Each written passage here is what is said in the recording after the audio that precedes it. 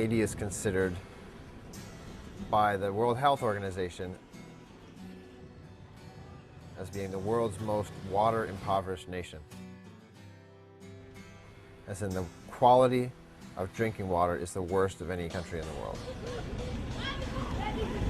Usually what the mortality of the children is that they die from waterborne diseases, dysentery, typhoid, cholera. If you walk around here, you'll notice the kids with the pot bellies, a sign of worms.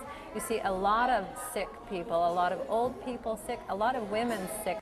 Parasites go to the hospital here, they're pulling worms out of these children, and it doesn't make much sense to us to pour medicine down the throats of children to deworm them when they're going to go back and drink the same water and get the worms back in. What they have access to is the very few wells that have been drilled.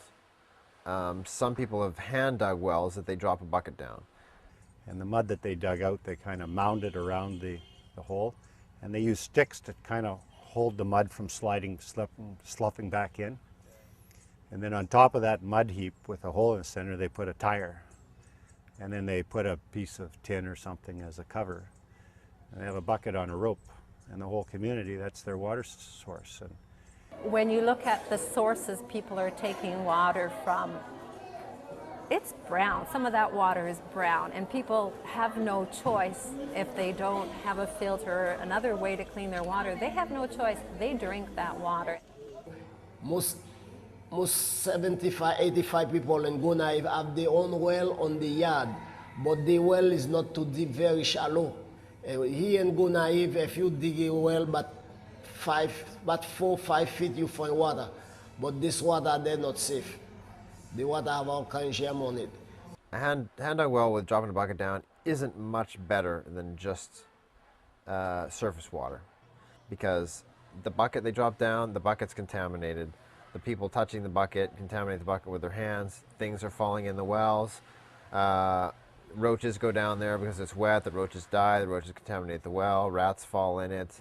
It's no good. You need to have a capped well to really improve your water source.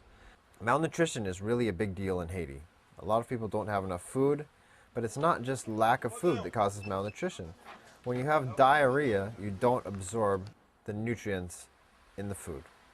A lot of these kids with big bellies, they actually do get enough food to eat. It's just that they have diarrhea all the time and they don't absorb the nutrition properly. it's one thing to get sick, it's another thing to get dead, and the ones who get the mortality comes among the children under 5. That's about 90% of the mortality from dirty water is children under 5. And that's out of the WHO. About 4,000 a day around the world are killed by waterborne disease. The great thing about the filters is filters can purify any kind of water source. People can have control over the water that they consume. It's something that they don't have in Haiti right now.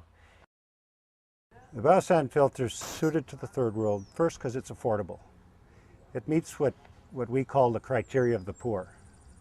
It's got to be affordable, it's got to be durable, it has to be something that a householder, a family, elder children know how to use and have no problem using. It's got to be almost like an appliance within that household, within that kitchen. Call it a kitchen if you like. That they just come of habit, when they get the water from whatever source, from the canal, from a dug well or something, they pour it into this and it comes out relatively clean.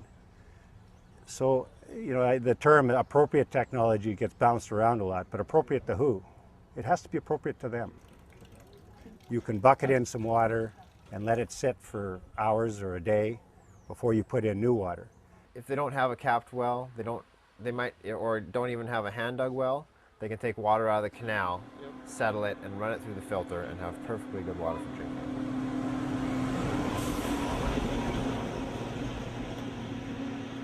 When TAL first started installing filters, we installed 50 filters in a particular community. The people accepted the filters very readily. They were very excited to get this clean water. Whenever we go back to visit there, we see the filters being used while we're there. What happened is, this community is being taken care of by another mission, the missionary was paying for all the medications for all the students in his school. Of course, almost all of the diseases are water related. When the filters came to the community, he told us that his bills for medications for those kids dropped in half. We're really on the right track here.